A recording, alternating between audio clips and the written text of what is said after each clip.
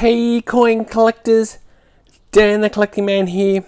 Today I want to go through what is probably one of the most iconic designs on a coin ever. The St. George and the Dragon design. Definitely something that a lot of coin collectors will probably have one of these if they're into the more old school kind of coins. Some of those real traditional bits of gold and silver and coin collecting. The St. George and the Dragon design is definitely something that I think as a coin collector, it's kind of one of those that you want to have because they're just absolutely beautiful designs. And there's often variations of the design, so I'm going to go through that a little bit today, some of the different variations, interpretations of the myth. There is a bit of a myth around the whole St. George and the Dragon, obviously a saint from England and Venice and a few other places, was set to save a princess from a dragon. And this story comes from around the 11th to the 13th century, so it is a very old story of that. But I thought I'd go through some of the key designs that I've got and one of my favorites. I'll probably start with the most iconic one that most people know, and that's the Sovereign. So the Sovereign is definitely the gold sovereign from the UK. That's why I've got the Royal Mint coins here.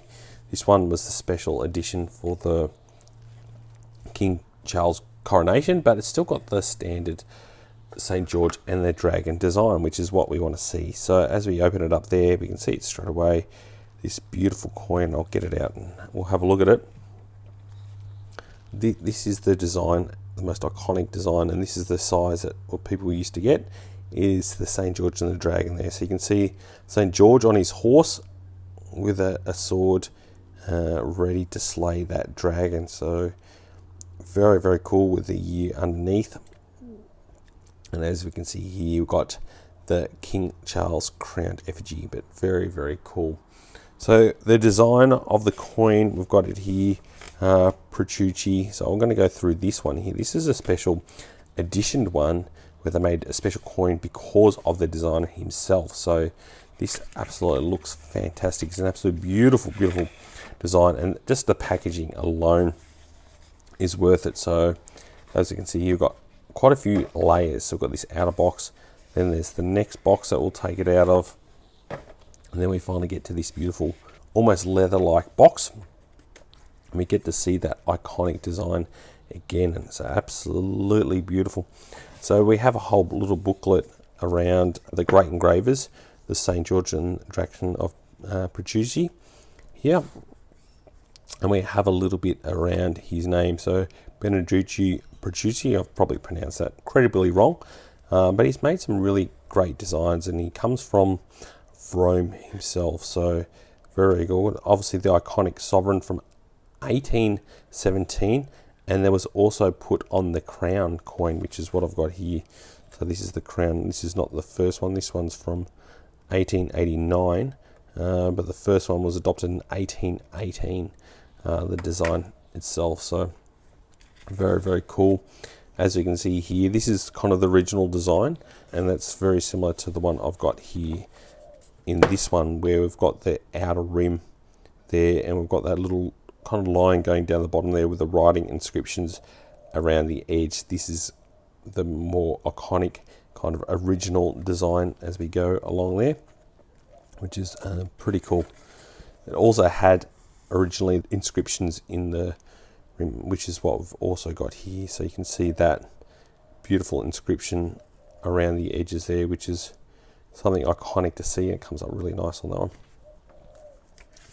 And this is something, a coin that I'm quite keen to get. Obviously it cost a bit of money to get it, so I'm going to go through a little bit about some of the other details around that, and that is the original coin from a crown point of view, which I'm pretty keen to get myself. Like I said, I think it's something that's iconic to get the 1818 crown, but you are going to have to pay a very significant amount. And he's also done like the Waterloo design and a few others as well. So beautiful design. So let's have a look at some of the other ones.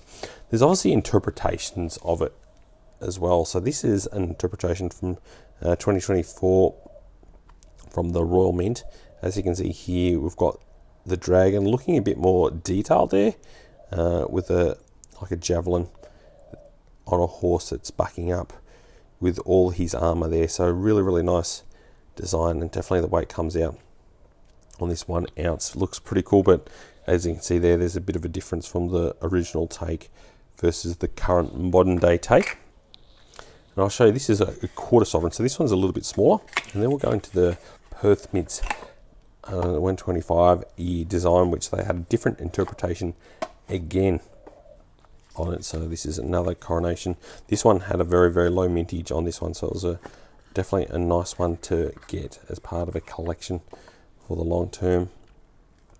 So as we can see here, the quarter sovereign, and we'll get the coin out and have a look at it. So this is a really nice little piece of gold to get as well. It's still got the rosy gold, so next year they're going to come out with more yellow gold, which you'll see in the Perth Mints design, which is something that I love. But that's the one you want. You want to get the sovereigns, the bit of gold, especially with the gold price going up. So now we're going to the Perth Mint, and this one had a low mintage of only 2,000. This one here, the packaging's not as nice, but you can see already there's a bit of a difference.